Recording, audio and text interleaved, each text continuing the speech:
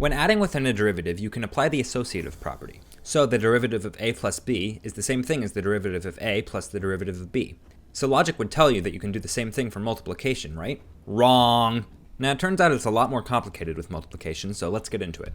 Let's start with the definition of a derivative and plug in our equation. F of quantity x plus h times g of quantity x plus h minus f of x times g of h all over h. Now we can add arbitrary things to the top of this equation as long as you remember to subtract them again so that the net change still equals 0. Just like you can take loans from a bank, but then you're left in crippling debt.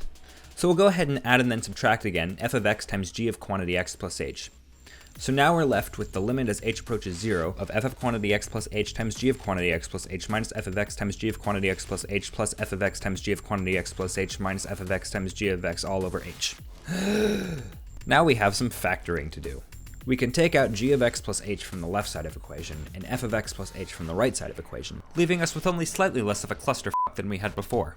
Although it may not look like it, we just made our work significantly easier. Now we can separate this out into two individual limit functions, and look at that! We have two mini derivatives inside our derivative.